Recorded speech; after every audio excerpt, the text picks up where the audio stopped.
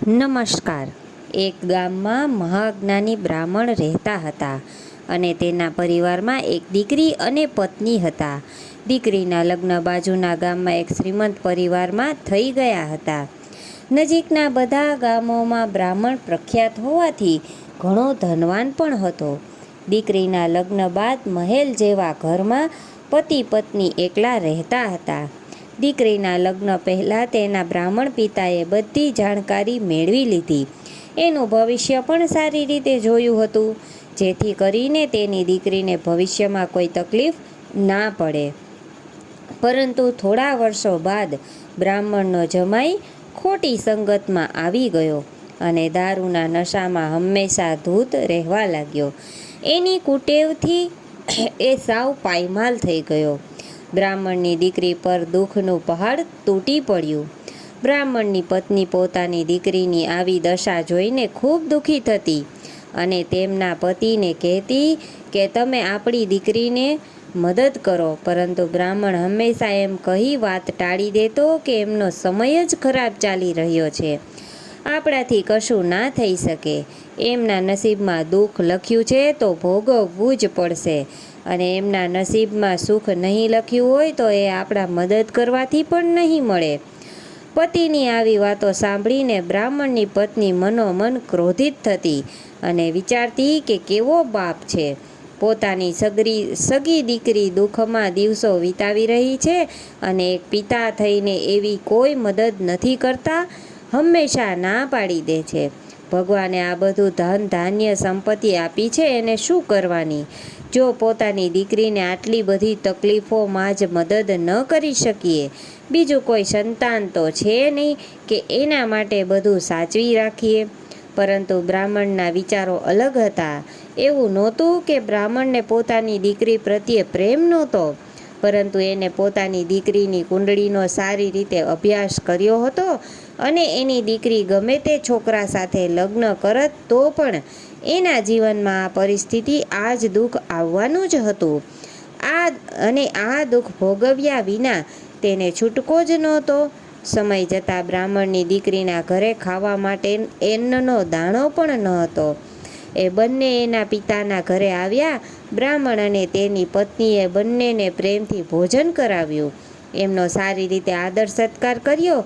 દીકરીને પિતા પાસે મદદ માગવાની હિંમત ન થઈ તો એ બંને પોતાના ઘરે જવા નીકળ્યા.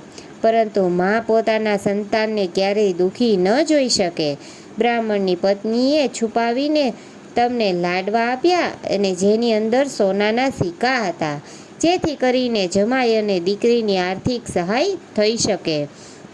માને તો એ પણ ખબર હતી કે એમની દીકરી સ્વમાની છે, એ કોઈના પાસે મદદ માગતા એને સંકોચ થતો, એટલે માએ લાડવામાં રહેલા સોનાના સિક્કા વિશે કશું ના કહ્યું.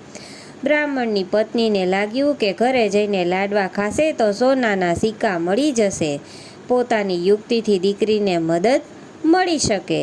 બ્રાહ્મણની પત્ની ખુશ હતી. જમાઈ અને દીકરી માતા પિતાના આશીર્વાદ લઈ ઘર તરફ રવાના થયા.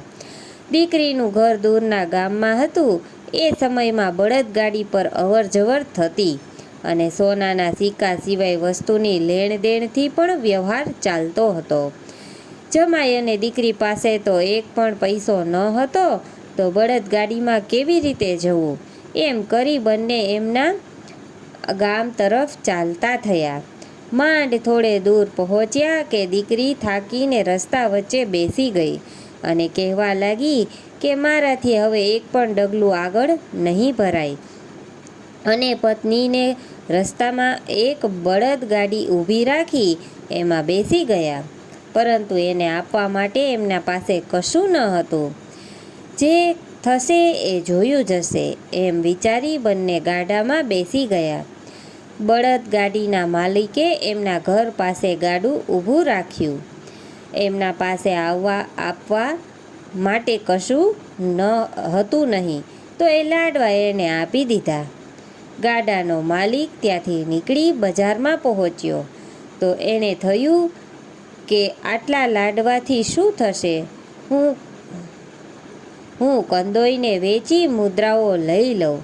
એ આ ગામના એક વ્યક્તિના ઘરે પૂજા હતી, તો કંદોઈને લાડવા ત્યાં ખરીદવા આવ્યો.